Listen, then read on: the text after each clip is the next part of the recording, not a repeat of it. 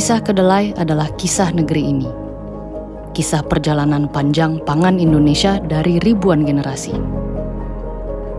Himpunan butiran putih nan mungil yang dalam tiap bulirnya tersimpan cerita globalisasi budaya pangan sejak era kuno, serta pembelajaran teknik gastronomi antar manusia dari berbagai belahan bumi. Dari Cina hingga Nusantara, kedelai telah melampaui ragam peristiwa bumi pertiwi. Tempe, tahu, dan segala olahannya mendobrak batas kelas manusia dari tahta hingga rakyat jelata.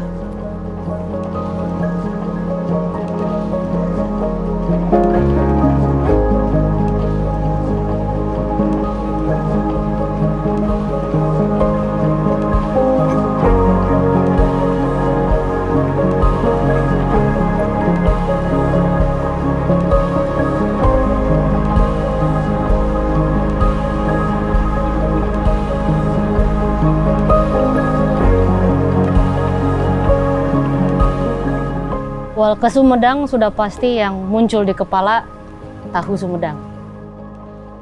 Tahu Sumedang ada di mana-mana, bahkan di Jakarta itu jajanan tahu Sumedang ada. So it was interesting bisa mengulik tahu Sumedang itu awalnya gimana. Sampai di sana kaget juga sih ya, dalam artian gini. Jadi di depan itu tempat mereka berjualan, di belakangnya ya pabriknya. So all in one area, which is probably efficient. Ini yang disebut tahu bungkeng ya? Ya, yang originalnya. Betul. Nah itu boleh bungkeng itu apa sebenarnya? Nama kakek. Nama kakek.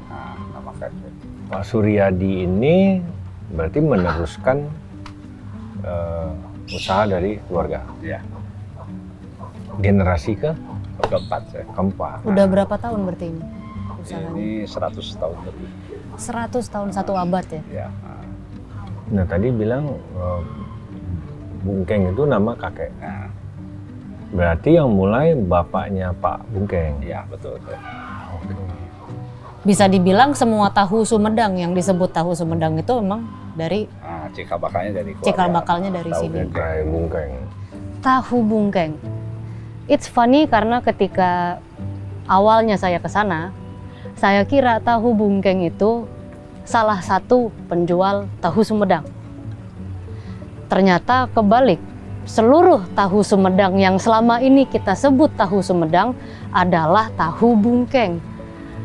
Saya sampai research juga tahu Sumedang, sejarahnya apa. Dan semuanya kembali ke satu rumah tersebut di mana mereka keluarga pertama yang membuat tahu dengan style seperti itu dan menjadi sangat terkenal di Sumedang dan sekarang sudah menjadi tahu khas Sumedang. Tahu Bungkeng itu didirikan sekitar tahun 1917 oleh ayahnya Ong Bungkeng, yaitu Ong Kino. Ong Kino memanggil putranya Ong Bungkeng yang datang dari dataran Cina untuk datang ke Indonesia. Nah, sesudah dia mengajari anaknya untuk membuat tahu, lalu dia balik lagi ke negara Cina. Nah, di situ terus anaknya Ong Bungkeng mencoba untuk membuat tahu lebih dalam lagi dan untuk dijual. Lalu dilanjutkan oleh anaknya Ong Yukim sampai sekitar tahun 1990-an dan generasi keempat oleh Suryadi Ukim, anaknya Ong Yukim gitu. Pak Suryadi ini generasi keempat. Ya. Pak Bungkeng itu kakeknya, makanya disebut namanya Pak Bungkeng. Ya. Yang paling pertama buat itu berarti Buyut. Buyut. Dan beliau itu yang paling pertama buat resep tahu ini. Memang pengrajin tahu? Ya, dari Cinanya dia perajin tahu. Oh, asli dari... Oh, asli. Datang dari... Ya, dari Cina. Nah, kalau dari kakek, kakek itu ke Sumedang tuh tahun 17. Itu nyusul bapaknya. Nah, karena bapaknya udah merintis di sini dulu, udah usaha. Udah usaha tahu ini? Nah, dijual-jual kecil-kecilan. Nah, pada itu kakek saya tuh datang ke sini. Nah, tahun 1900-an, waktu Pangeran Sumedang lewat, nah, dia tuh menghampiri itu apa? Jawab uyut saya, ini tahu Pangeran. Nah Pangeran coba, wah ini bakal laku kalau jualan tahu, jualan ini enak ini. Nah dari situ ya tahu Sumedang berjalan lah. Jadi uyut saya tuh punya karyawan 3. Nah dari 3 ini keluar masing-masing mendirikan perusahaan. Oke. Dari yang 3 ini pecah, masing-masing punya karyawan mendirikan tahu juga. Oke. Lama-lama tahun 70-80 kota Sumedang itu mulai penuh dengan yang jualan tahu. Jadi terkenal dengan kota tahu. Ya. Sumedang itu terkenal dengan kota beludru. Beludru kulit itu. Ya kayak kain gitu. Ya. Saking bersihnya. Lama-lama kalah sama tahu gitu. Jadi orang lebih mengenal kota Sumedang sebagai kota tahu. Jadi selama ini yang kita tahu Sumedang itu ternyata adalah tahu bungkeng. Saya juga baru tahu kemarin. Jadi memang itu adalah bapaknya mendiang bungkeng yang memulai tahu tersebut, jenis tahu tersebut ya, di Sumedang. Dan pada akhirnya mantan pegawainya buka juga sehingga daerah Sumedang itu pada buat tahu, ya memproduksi tahu yang akhirnya disebut tahu Sumedang. So that's a very pencerahan yang mungkin kita tidak akan dapat kalau kita tidak benar-benar research ataupun datang langsung. Itu satu bisnis yang menurut saya dengan tempatnya yang sederhana, cuma begitu aja, itu pure karena flavor ya, karena memang rasanya, teksturnya itu digemari sangat banyak orang dari mulut ke mulut, sampai dia melegenda seperti sekarang gitu, bahkan menjadi ada sebutan tahu khas Sumedang. Nah, ini saya tanya nih, Pak Suryadi berapa bersaudara? Kalau boleh tahu. 7. Dari generasi Pak Suryadi yang nerusin berapa orang? Cuma saya sendiri. Loh? Ya? Ya. Yang lainnya tidak mau atau nggak kebagian, Pak? Tidak mau. Tidak mau? Tidak mau. Loh, padahal kan sustainable ini. Ya mungkin cita-citanya beda ya. Nah, mau berkarir. Kalau saya mau. Saya pasti mau. Saya mau. Ini kan kerjanya di rumah, work from home, Pak. Enak, nggak usah kemana-mana, nggak usah ke kantor, nggak kena macet, ya kan? Beliau generasi keempat, dan dari 7 bersaudara, hanya beliau yang meneruskan. 6 saudara lainnya itu memang memilih untuk profesi lain, berambisi di bidang lain, dan hanya beliau yang passion untuk produksi dan juga menjual tahu legendaris ini. Nah ini produk baru saya. Ini produk baru, oke. Kasih nori, rumput laut. Kalau dalamnya ada perbedaan nggak? Ada. Ini cenderung ke tahu telur. Oh. Kalau tahu pakai telur. Nah, Yang dari susu kedelai ya, susu kedelai. bikin Ya, hampir identik dengan tahu Jepang. Hampir ya. Ya. Saya mau coba boleh kan? Ya, ya. Aduh. Berbahaya ini Pak. Hah? Saya kalau ketemu tahu seperti ini susah berhenti. Ini dia teksturnya. Jadi resep ini sudah 100 tahun lebih ya? Ya. Dulu juga bentuknya, ukurannya Cenderung lebih kecil. Dulu? Karena tahu Sumedang tuh ke camilan masuknya. Produksinya berapa banyak Pak kalau dari? Tergantung ya. Paling-paling sehari saya bisa 1.000 atau 2.000 potong. Gitu Potong. aja. Kalau yang hari liburan gitu? Bisa 5 kali atau 6 kalinya. Boleh tahu nggak? Kalau dijualan itu harganya berapa? Sekarang 1.000 saya. Sekarang 1.000 satu? Satu. Boleh satu hap aja. Kemarin disajikan tahu yang ada norinya. Ya, which is we know nori is very famous now. Nah, perbedaannya adalah selain ada norinya di atas, nambah rasa gurihnya juga, dalamnya itu dicampur dengan telur tahunya. Jadi itu proses lagi isiannya ya. Maka dari itu pada saat kita gigit, crunchy, really crunchy on the outside. Bahkan lebih renyah ya daripada tahu Sumedang yang asli. Tapi dalamnya itu sangat lembut karena dia diaduk lagi ya dengan telur. Tahu nori itu sebetulnya produk pandemi ya. Waktu lagi zaman COVID, anak saya itu ya tiga-tiganya itu mereka coba mengolah dari susu tahu bisa diolah apa lagi. Nah terus anak saya coba mereka juga bikin sendiri, mengolah sendiri. Terus pas dicobain sama papinya bilang, kamu coba ini enak juga.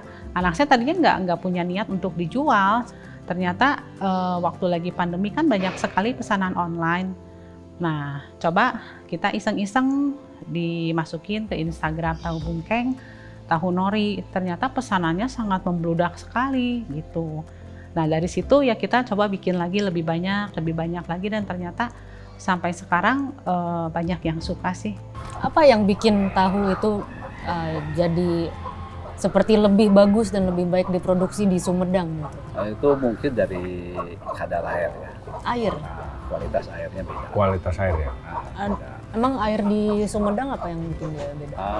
Lebih manis ya. Manis? Lebih manis. Beda lah. Okay. Setiap daerah pasti. Betul, setiap daerah pasti kan kualitas air dan kandungan mineralnya pasti pH, berbeda. mineral, kalsiumnya. Jangankan 100 tahun yang lalu ya, kemarin saya tanya 50 tahun yang lalu deh, kualitas air 50 tahun yang lalu dengan hari ini tentunya sangat berbeda. Dengan jumlahnya penduduk yang makin banyak, polusi dan limbah yang makin banyak, tentunya akan berdampak kepada kualitas air dan kandungan mineral yang ada dalam air tersebut. Dan beliau juga mengatakan ya, ada perubahan. Yang bikin khas tahu Sumedang itu lebih ke kadar airnya. Jadi dia bukan tahu yang padat, yang ketika dia digoreng, kan banyak air yang pop tuh keluar kan, evaporate. Itu yang membuat dia ada rongga-rongganya di dalam. Bahkan ada beberapa tahu Sumedang yang sampai kopong gitu, dalamnya hilang. Itu yang khas dan sudah terbukti disukai banyak orang. Satu lagi. Ya, Saya mau coba sambalnya ini. Ya. Sambalnya sambal tauco khas ya. Sini. Kalau di tempat lain tahu Sumedang mereka pakai sambal apa?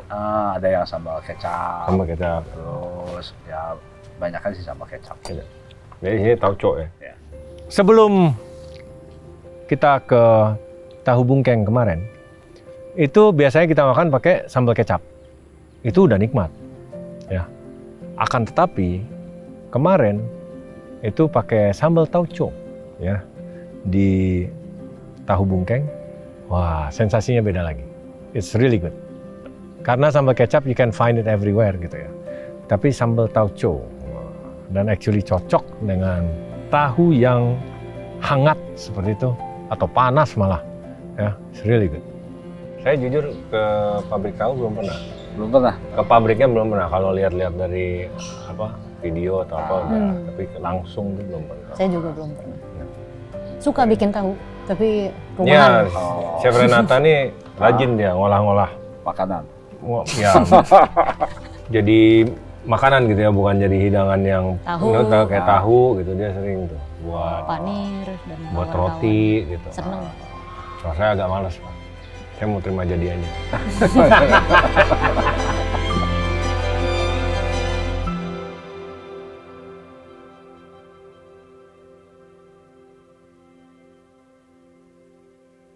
Perkenalkan, nama saya Momon Sukirman, petani kedelai dari Kabupaten Majalengka.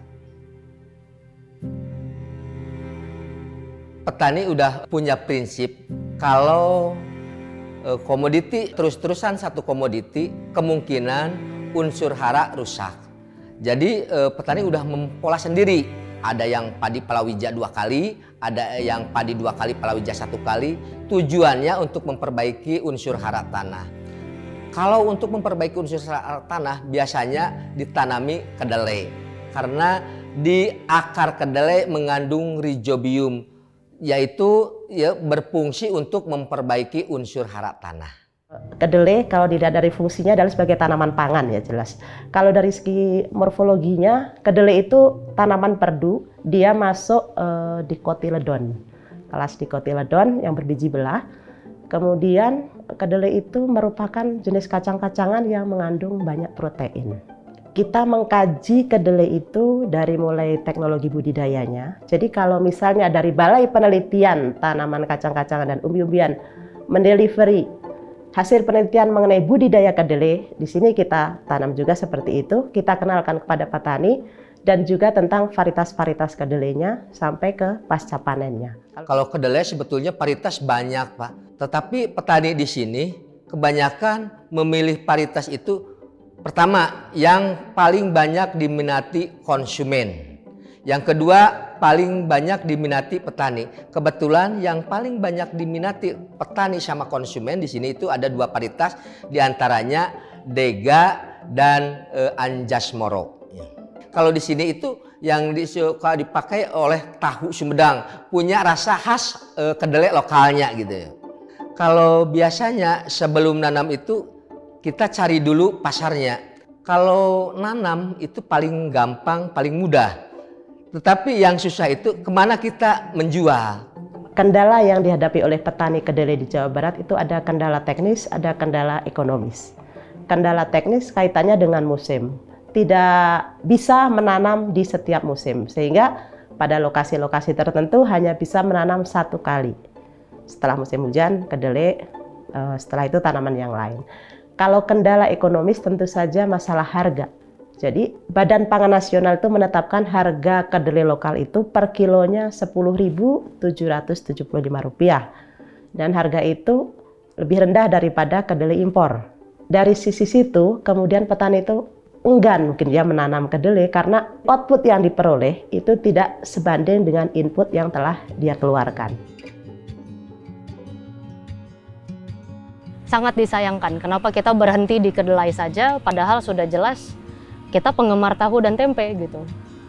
Hanya perlu pengrajin tahu dan tempe ini perlu ada yang senggol sedikit mungkin. Ayo inovasi bikin yang lain. Jangan berhenti di kedelai aja.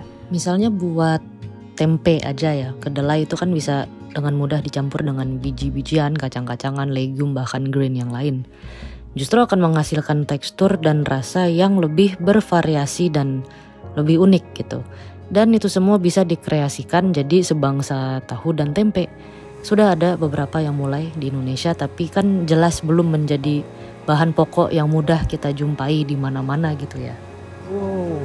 Chef, proses produksinya. Chef, ini bubur kedelai kita masukin ke air mendidih sampai matang. Nah terus disaring, udah disaring, ampasnya kita press. Itu susu kedelainya kita kasih cuka. Kasih asam. Asam. Itu yang digiling berarti kacang kedelai yang sama air aja? Iya, sama air aja. Kacang kedelai, air, dibilangnya apa tadi?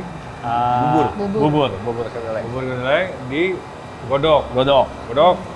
Disaring. Pokoknya udah mendidih udah? Udah. Nah, udah, angkat, saring. Ya, saring. Jadi susu ya? Jadi susu, kasih cuka.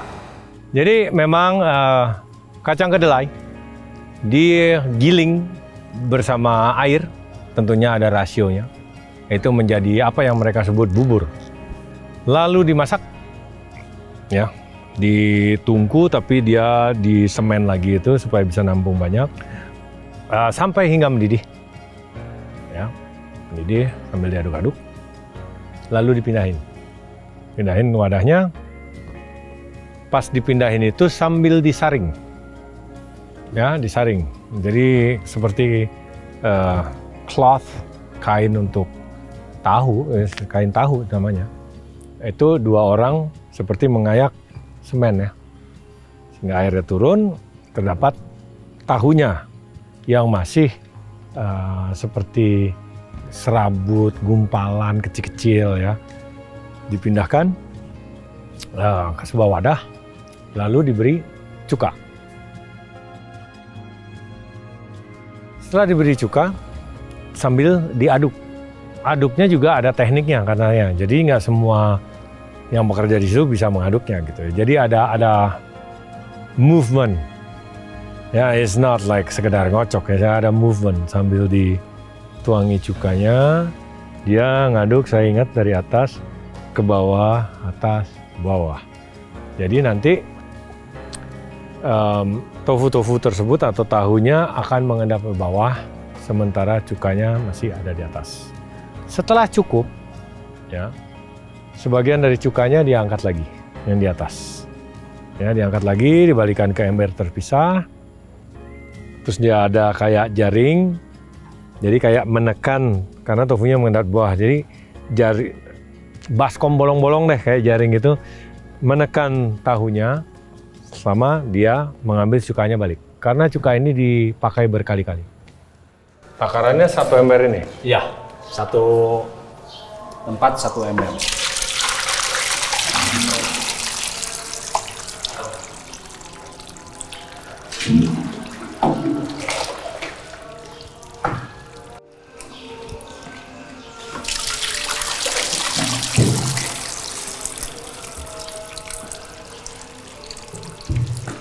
Nah, setelah itu ditutup, chef. Buat di-press.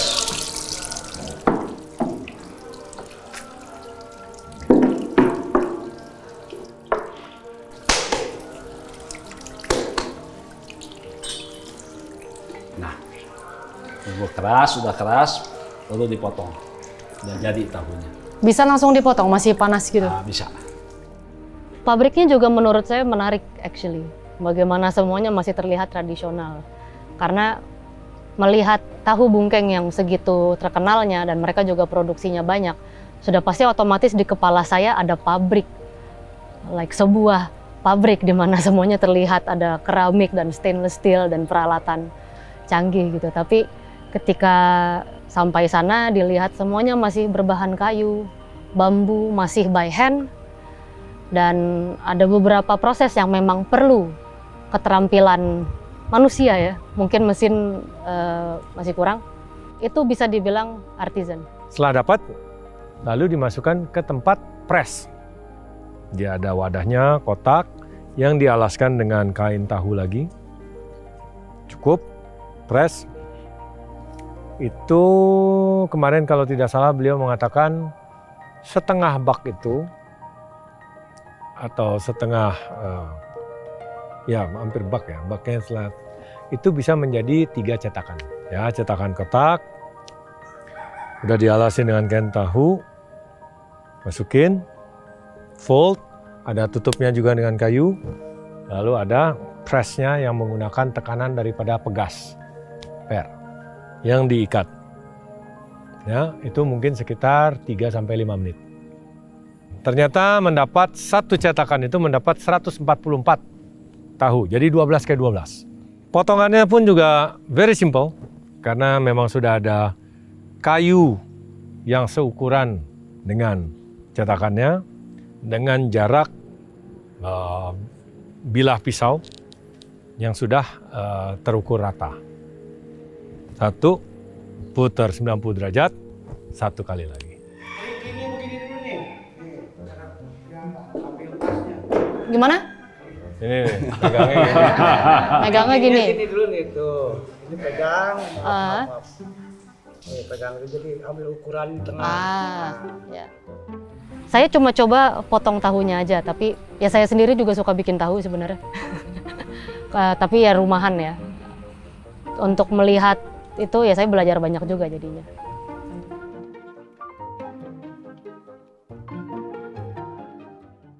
Chef, ini proses terakhir. Habis dipotong, kita rendam ke air garam. Oke. Kira-kira 3 menit, bolehlah. Terus kita angkat, siap digoreng. Nah, dari habis dipotong, harus langsung direndam air garam atau boleh didinginin dulu? Dinginin lebih baik. Dinginin lebih baik. Oke. Jadi nggak cepat rusak tahunya. Atau pakai air garamnya dingin gitu ya? Bisa. And you got it. Pindahkan. Lalu diangkat pakai tangan, direndam ke air garam. Nah, ini juga prosesnya sekitar 3 menit. Setelah itu dibalikin lagi, tahu siap digoreng. It's very simple. 1000 itu memang terlihat murah ya, tapi untuk mendapatkan 1000 itu, do you see what they do? Gitu. Did you? Gitu. It's not easy. Ya. Nah, kacang kedelainya ini lokal atau mesti impor? Tergantung, Chef. Ada lokal yang bagus boleh. Kalau impor dari Amerika. Amerika biasanya. Wow. Yang lokalnya? Jawa Barat ada. Jawa Barat. Efek nggak tuh kalau pakai import semua atau campur dengan lokal? Ada sih. Kalau impor cenderung lebih lembek. Untuk produksi tahu, sebenarnya kedelai lokal itu akan lebih bagus. Karena apa? Karena tahu itu ternyata hasil dari protein kedelai yang mengalami koagulasi. Koagulasi itu penggumpalan. Jadi yang kita makan itu adalah protein yang digumpalkan. Jadi semakin tinggi protein suatu kedelai, maka dia kualitas tahunya akan lebih bagus. Dan itu ada pada kedelai lokal. Nah kalau untuk tempe itu biasanya lebih cenderung ke menggunakan kedelai impor. Karena teksturnya itu lebih halus, lebih lembut, jadi lebih cepat pada saat fermentasi.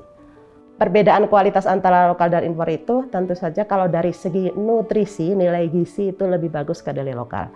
Karena kandungan kedelai, protein pada kedelai itu kan antara 30-50%, kedelai lokal kita itu kandungan proteinnya di atas 40%. Sedangkan kedelai impor itu sekitar 35-37%. Jadi dari segi kandungan protein lebih tinggi. Kemudian dari pH, keasaman, itu ternyata kedelai kita lebih bagus. Jadi lebih basah gitu loh. Kalau kedelai impor itu lebih asam. Kemudian juga kadar air kedelai kita lebih rendah. Kalau kedelai impor itu kadarnya lebih tinggi. Jadi nilai rasanya juga kedelai lokal lebih gurih, lebih enak daripada kedelai impor. Berapa menit, angkat, tunggu selesai. Kering dikit, baru tinggal goreng. Tinggal goreng. Goreng udah goreng aja kan? Iya. Nggak pakai apa-apa lagi? Enggak. Ini tugas kita kayaknya.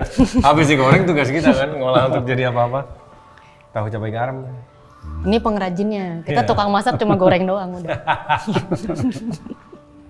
Tahu dan tempe itu udah makanan kita ya, orang Indonesia tuh sangat familiar dengan tahu dan tempe. Dan sudah bertahun-tahun kita berinovasi berbagai macam tempe dan berbagai macam tahu. Tahu pun entah udah ada berapa jenis sekarang. Yang saya sangat sayangkan itu sudah banyak tempat-tempat artisan yang sudah mulai berinovasi membuat tahu dan tempe dari selain kedelai. Dan bahkan tahu pun bisa dibuat dari kacang hijau, lentil, dan masih banyak lagi. Kalau sudah jelas itu possible dan sudah jelas menyehatkan, kenapa nggak dilanjutin sama semuanya? Saya masih menanti kapan Indonesia ketika saya datang ke pasar itu ada berbagai macam tempe berwarna-warni dari berbagai jenis grain, kacang, biji-bijian, dan tahu juga. Saya masih menanti saat itu. Apa yang menjadi kekaguman saya ini adalah tahu bungkeng ini sudah berdiri 106 tahun yang lalu ya, hingga hari ini. Melihat cara produksinya dan juga cara menjualnya itu luar biasa sekali ya. Everything still manual. So cukup mengagumkan. Tidak mudah men-establish bisnis, menjadi pioneer dan bisa bertahan hingga hari ini. 106 tahun. Bisa aja sombong kan sebenarnya, keluarga saya yang bikin tahu Sumedang gitu. It is something to be proud of, you know. Itu udah melegendaris seperti kakek saya Kolonel Sanders gitu. Bisa dibilang dong. But satu keluarganya tuh is just taking it very easy. Kita semua pengrajin tahu, saya juga suka istilahnya ya, pengrajin tahu. Artisan tofu bisa dibilang. Semuanya masih made by hand dan semuanya hands on deck gitu, satu keluarga ada di situ. It's interesting untuk melihat dedikasi satu keluarga tetap bisa menjaga kualitas dan menjaga produknya selama itu. 1 abad memaintain bisnis itu something yang bisa diapresiasi. Papa mertua sih selalu bilang kalau kita kerja itu harus ada komitmen, harus jujur. Terus kita juga harus bisa melayani pembeli dengan maksimal lah, dengan baik gitu. Jadi Papa bilang nggak boleh membeda-bedakan orang. Kalau misalnya ada yang beli tahu walaupun cuma 1 biji harus dilayani. Terus kalau misalnya ada yang beli walaupun hanya jalan kaki juga harus dilayani, nggak boleh pilih-pilih orang gitu sih.